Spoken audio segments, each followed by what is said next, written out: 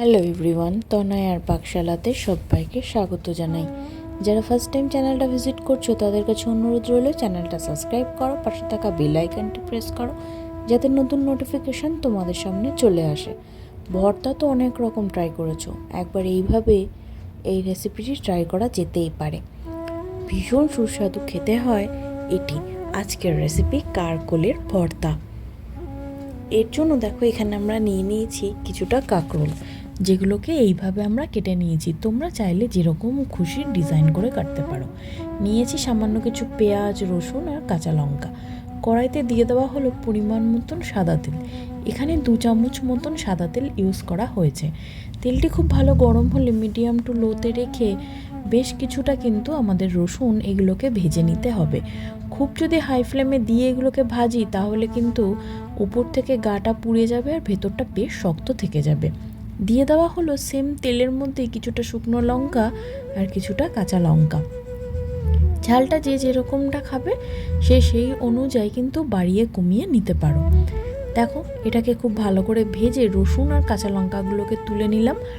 শুকনো লঙ্কাগুলোকে আরেকটু ভালো করে আমরা এগুলোকে ভেজে নেব তেলের মধ্যে। দেখো উল্টে পাল্টে নিলাম। এবার এটাকে তুলে এর মধ্যে দিয়ে দেওয়া হয়েছিল কিছুটা পেঁয়াজগুলোকেও কিন্তু গোল্ডেন ব্রাউন করে একদম মিডিয়াম টু লোতে রেখে একটু সময় নিয়েই কিন্তু আমাদের এটা ভাজতে হবে। দেখো খুব ভালো ভাজা হলে এইগুলোকেও কিন্তু একটা প্লেটের মধ্যে আমরা তুলে নেব। দেখো সম্পূর্ণটা একটা প্লেটের মধ্যে তুলে নেওয়া হলো। এবার এগুলোকে একটু ঠান্ডা হওয়ার জন্য ছেড়ে দেবো। এখানে আমরা কিছুটা মাছের মাথা ইউজ করব, অবশ্যই চিংড়ি মাছের মাথা। চিংড়ি মাছের অনেক সময় এই মাথাগুলোকে আমরা ফেলে দিই, যেগুলোকে আমরা খাই না। এগুলোকে ফেলে না দিয়ে যদি এরকম ভর্তার মধ্যে দিতে পারো তাহলে কিন্তু তার স্বাদ আরও দ্বিগুণ হয়ে যায়। তাই জন্য দেখো চিংড়ি মাছের এই মাথাগুলোকে তার সাথে কিছু সামান্য চিংড়ি মাছও একটু ভালো করে কিন্তু আমরা নুন আর হলুদ দিয়ে ভেজে তুলে নিলাম কড়া করে। এবার ওই তেলের মধ্যেই সেই কেটে রাখা কাঁকরোলগুলোকে আমরা দিয়ে দেবো। এগুলো কিন্তু প্রথম থেকে কোনোভাবেই গরম জলে বা নুন জলে ভিজিয়ে সিদ্ধ বা কোনো কিছুই করা নেই, প্লেন ধুয়ে কাটা রয়েছে।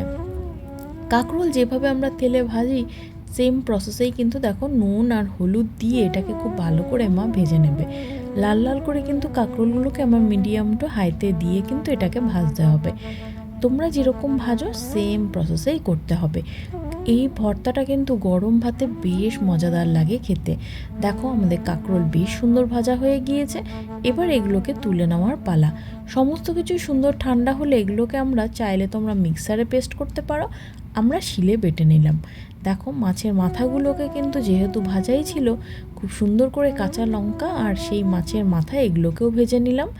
এবার এর সাথে একসাথে দিয়ে দিলাম কাঁকরোল আর দিয়ে দেবো সেই পেঁয়াজ, যেগুলোকে আমরা প্রথমে ভেজে রেখেছিলাম।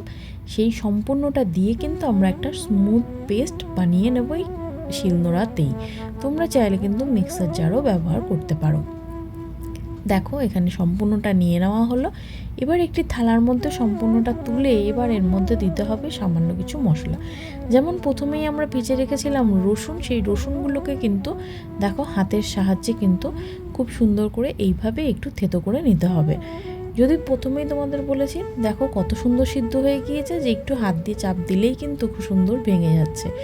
দেখো এখানে কিন্তু আমাদের শুকনো লঙ্কাগুলোকেও খুব ভালো করে এইভাবে স্ম্যাশ করে নেব।